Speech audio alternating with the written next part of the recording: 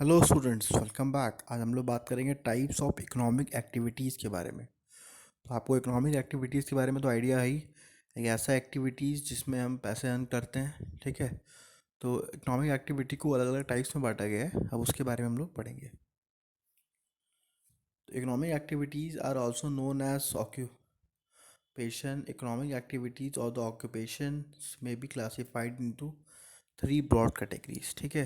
तो economic activity को occupation भी कहते हैं क्योंकि इसमें हम पैसे कमाते हैं। और इस इकोनॉमिक एक्टिविटी को तीन कैटेगरी में बांटा गया है। पहला है business. Business include all those economic activities which are concerned with concerned with the production and exchange of goods or services with the object of earning profit. तो बिज़नेस क्या होता है? यहाँ पे हम कोई भी गुड्स और सर्विसेज को एक्सचेंज करते हैं या फिर प्रोड्यूस करते हैं, या फिर आप कोई भी चीज़ बनाओगे फिर बेचोगे, या फिर कोई बना के रखा है उसका गुड्स लेके आप बेचोगे, ठीक है। तो ये जो भी चीज़ आप बेचोगे, जब भी बेचोगे हायर प्राइस से बेचोगे, ठीक है। तो आपका ऑब्जेक्टिव क्या होता है? प्रॉफिट अर्न करना। तो या तो आप प्रोड्यूस करते हो या तो फिर आप गुड्स को एक्सचेंज करते हो। तो आप ऑब्जेक्टिव क्या होता है? प्रॉफिट अर्न करना। इसी उसी को हम बिज़नेस कहते हैं। Business is an economic activity because it is undertaken for earning money and production and producing wealth. तो यहाँ पे क्या है? बिज़नेस को इकोनॉमिक एक्टिविटी इसलिए कहा गया है क्योंकि को बिज़नेस के वजह से हम लोग क्या करते हैं? पैसा कमाते हैं और साथ ही साथ वेल्थ भी प्रोड्यूस करते हैं। All organization which carry on business activities is called business enterprise or the business firm. Similarly, person who engaged in a business are known as businessmen. तो जो भी फर्म्स बिजनेस करती हैं उनको हम बिजनेस फर्म्स बोलते हैं, ठीक है। जो भी ऑर्गेनाइजेशन हो गई, जो भी इंटरप्राइज हो गई, या तो उसको बिजनेस फर्म बोलेंगे या तो उसको बिजनेस इंटरप्राइज करेंगे, ठीक है। और जो लोग उसमें इन्वॉल्व होते हैं, मतलब जो लोग बिजनेस स्टार्ट करते हैं, उनको हम बिजनेसमैन कहते हैं, जो बिजनेस को चलाते हैं। नेक्स्ट आते हैं प्रोफेशन। प्रोफेशन क्या होता है देखते हैं। The term profession means N occupation which involve application of specialized knowledge and skill to earn a living. The person who are engaged in the profession are known as professionals. तो profession क्या होता है? Profession एक ऐसा occupation होता है जहाँ पे आपको एक स्पेशलाइज्ड नॉलेज चाहिए होता है, ठीक है। आपके पास एक स्पेशलाइज्ड नॉलेज होनी चाहिए, आपके पास एक स्पेशलाइज्ड स्किल होना चाहिए, और आप उस पर्टिकुलर प्रोफेशन का वो एग्ज़ाम पास किए हों, ठीक है, तभी आपको प्रोफेशन माना जाएगा। तो केवल प्रोफेशनल उन्हीं को माना जाता है जो एक पर्टिकुलर बोर्ड्स का पर्टिकुलर स्किल का नॉलेज लिए हों, साथ ही साथ वो उस एग्ज़ाम को पास करके सर्टिफिकेट भी अर्न करते हैं, ठीक है। तो उनके कोड्स होते हैं कि उनको कोई कोड मिलता है, तब जाके वो उनको प्रोफेशनल बोला जाता है, ठीक है। ऐसे ही आप किसी को प्रोफेशनल नहीं बोल सकते जब तक वो एग्ज़ाम पास नहीं किया हो, जब तक उसके पास सर्टिफिकेट ना हो, जब तक उसके पास कोई कोड ना हो जो वो इंस्टीट्यूट के द्वारा दिया गया हो, तब तक वो प्रोफेशनल नहीं कहलाता, ठीक है। तो इसीलिए प्रोफेशनल की कैटेगरी में किसको रखा गया? Chartered accountant. जब कोई सीए बनता है तो उसको आईसीएआई अपना एक कोड देती है, ठीक है। वो बताता है कि हाँ ये सीए हैं। वैसे ही मेडिसिन में भी होता है, ठीक है। डॉक्टर कोई बनता है तो उसको भी कोड मिलता है।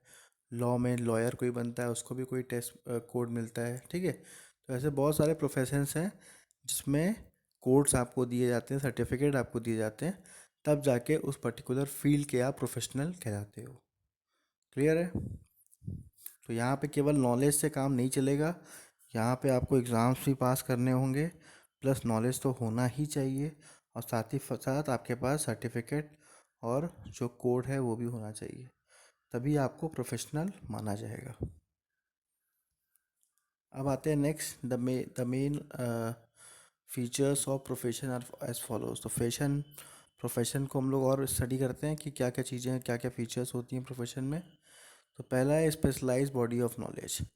Every profession has a specialised and the systematic body of knowledge. Member of the profession are required to learn this knowledge. तो हर एक प्रोफेशन में उनका एक अपना पढ़ाने का अलग तरीका होता है, ठीक है। तो उसी को हम लोग स्पेशलाइज बॉडी ऑफ नॉलेज कहते हैं। और जो भी उनका उस प्रोफेशन को अपनाना चाहता है उसको वो पूरी पढ़ाई करनी पड़ती है, फिर उसके बाद उनके एग्ज़ाम्स क्लियर करने होते हैं, तभी उनको वो प्रोफेशनल कोड मिलता है, प्रोफेशनल कोड, कि वो वर्क कर सकें। उसके बाद है restricted entry. Entry to the profession is allowed only to those who have completed the prescribed education and have pass the specialise exam. अब इसमें क्या है कि रेस्ट्रिक्टेड एंट्री होती है, कोई भी आके प्रोफेशन में ये नहीं बोल सकता कि हाँ मैं डॉक्टर बन गया या फिर मैं सीए बन गया, मैं लॉयर बन गया। ठीक है, ऐसे ही कोई डॉक्टर, कुछ ऐसे कोई है डॉक्टर के अंडर में काम कर रहा है, अब उसको डॉक्टर वाली सारी चीज़ें पता चल गई तो वो कह रहा है कि मैं डॉक्टर बन गया। कोई लॉयर के अंदर में काम कर रहा है, लॉयर वाली सारी काम आ गया तो वो लॉयर बन गया, तो ऐसा नहीं है। ठीक है, जब तक आप उसके पूरे कोर्स का ड्यूरेशन आप पूरा नहीं करते हैं, एडमिशन नहीं लेते हैं उस पर्टिकुलर कोर्स में, जो पूरा टाइम होता है उसको नहीं पूरा करते, जब तक आप पूरा एग्ज़ाम नहीं देते, जब तक आप उसमें पास नहीं होते, तब तक आपको कोड नहीं मिलता। ठीक है, तो इनके स्पेशलाइज एग्ज़ाम होते हैं, प्रिस्क्राइब तरीका होता है, ट्रेनिंग का टाइम होता है, वो जब आप पूरा करते हैं तभी आप अपने आप को उस प्रोफेशन से रिलेटेड बता सकते हैं, नहीं तो आप उस प्रोफेशन से रिलेटेड अपने आप को नहीं बता सकते हैं। नेक्स्ट आते हैं formal training. A profession provides facilities for formal education and training to those who want to acquire professional qualification. अब देखिए, अगर आप किसी प्रोफेशन में जाते हो तो वहाँ पे फॉर्मल ट्रेनिंग की व्यवस्था होती है। अगर आप एग्ज़ाम पास कर लेते हो तो एग्ज़ाम पास करने के बाद आपकी ट्रेनिंग कराई जाती है, ताकि आप उस प्रोफेशन को और अच्छे से समझो।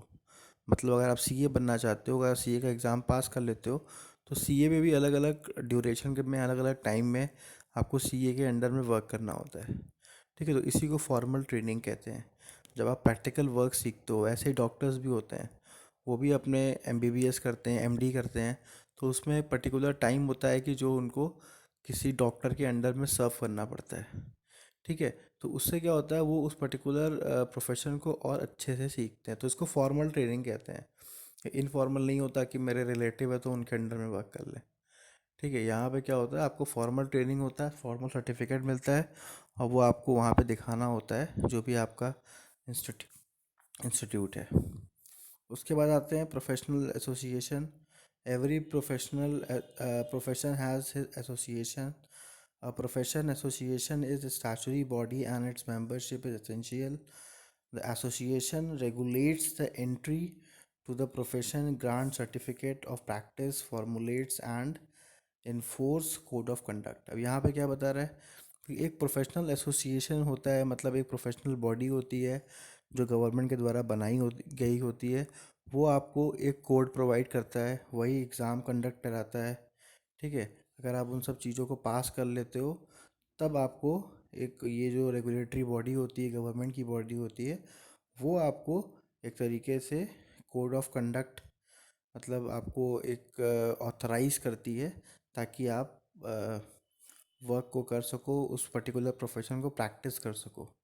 बिना कोड के, बिना सर्टिफिकेट के आप इस प्रोफेशन में एंट्री ही नहीं कर सकते।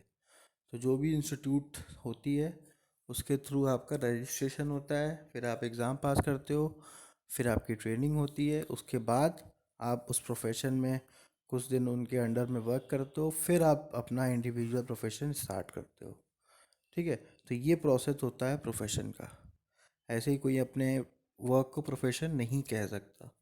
ठीक है, तो प्रोफेशन होने के लिए ये सब क्वालिटीज़ होनी चाहिए। अब आते हैं self motive. Professionals are expected to emphasis services to their clients rather than the economic gain. अब देखिए, यहाँ पे ये कहा गया है कि जो प्रोफेशन में जो लोग होते हैं वो सर्विस मोटिव के लिए होते हैं। ठीक है, क्योंकि ये जो भी प्रोफेशन होता है, ये गवर्नमेंट आपको कोड प्रोवाइड करती है। तो गवर्नमेंट का मानना है कि ठीक है, आप अपने फीसेस लो, अब जो अभी आपका फ़ीस है वो लीजिए, लेकिन आप सर्विस मोटिव पे ध्यान दीजिए कि लोगों को ज़्यादा से ज़्यादा सेवा मिल सके, आपके प्रोफेशन से लोगों का फ़ायदा ही हो। ठीक है, फ़ीस लेने के लिए गवर्नमेंट मना नहीं कर रही है, सब सारे प्रोफेशन में फ़ीस अलाउड है, लेकिन सब कुछ एक लिमिट में करना है। ठीक है, तो ये सब करने से क्या होगा, फिर आप एज अ सर्विस मोटिव आपको प्रोफेशन दिखाना होता है, ठीक है। तो आपको दिखाना होता है कि हाँ आप सर्विस मोटिव्स के लिए वर्क कर रहे हैं, खाली पैसे के लिए ही नहीं, ठीक है। कोई पैसे के लिए आप गलत काम अगर प्रोफेशन में करते भी हैं तो फिर आपका जो कोड्स है वो छिन जाते हैं, ठीक है। मान लीजिए आप सीए हैं और आप गलत फाइल्स को पास कर रहे हैं और आपका सिग्नेचर उसमें हो रहा है, तो अगर ऐसा कुछ पता चलता है आपके इंस्टीट्यूट को तो वो आपसे कोड वापस ले लेगा। वैसे ही डॉक्टर में भी होता है, आप अगर अपने डॉक्टर की डिग्री का मिसलीडिंग कर रहे हैं, लोगों को गलत सर्टिफिकेट बना के दे रहे हैं, या फिर लोगों को गलत तरीके से प्रैक्टिस कर रहे हैं जिसकी वजह से लोग सही नहीं हो रहे हैं, अगर ऐसा कुछ हो रहा है और आपके खिलाफ़ कंप्लेन गया तो फिर आपके पर कार्रवाई होगी। और अगर आप पता चला कि आपने सचमुच ये गलत काम किया है तो आपके कोर्स ले लिए जाते हैं, फिर आप वो प्रोफेशन आपका नहीं रहता। नेक्स्ट है code of conduct. The activities of the profession are regulated by the former code of conduct. The code is prescribe by the professional association of which he is the member. तो यहाँ पे एक professional code of conduct होता है, ठीक है। Code of conduct क्या होता है, जो आपको एक तरीका बताया जाता है किस तरीके से आपको काम करना है, प्लस आपको एक कोड दिया जाता है जो कि आपकी पहचान होती है कि आप इस प्रोफेशन के मेंबर हो, मतलब आप इस पर्टिकुलर इंस्टीट्यूट के मेंबर हो।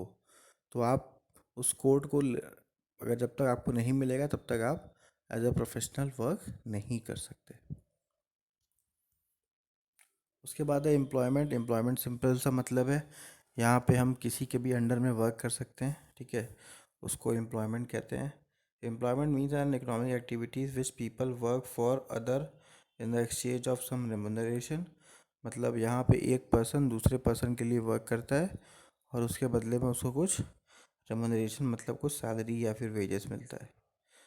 The person who work for the other is called employee, and the person of an organization other engage other to the work for them are called employers। तो दो चीज़ें होती हैं, एक एम्प्लॉय और employers. जो लोग नौकरी करते हैं, जो लोग वर्क करते हैं उनको एम्प्लॉयज़ कहते हैं, और जो लोग नौकरी पे रखते हैं मतलब जो बिजनेसमैन होते हैं वो नौकरी पे रख रहे हैं तो उनको हम एम्प्लॉयर कहते हैं। The employees platforms performs the work assigned to him by his employer as per the terms and condition of the employment। तो जो एम्प्लॉयज़ होता है, जो भी एम्प्लॉयज़ होते हैं वो वर्क परफॉर्म करते हैं, और क्या काम करते हैं, जो उनके एम्प्लॉयर उनको असाइन करते हैं। जो भी काम उनको असाइन किया जाएगा वो काम वो करते हैं, तो इसीलिए हम लोग उनको एम्प्लॉयज़ कहते हैं, और जो लोग काम करवाते हैं उनको एम्प्लॉयर कहते हैं। Thank you students.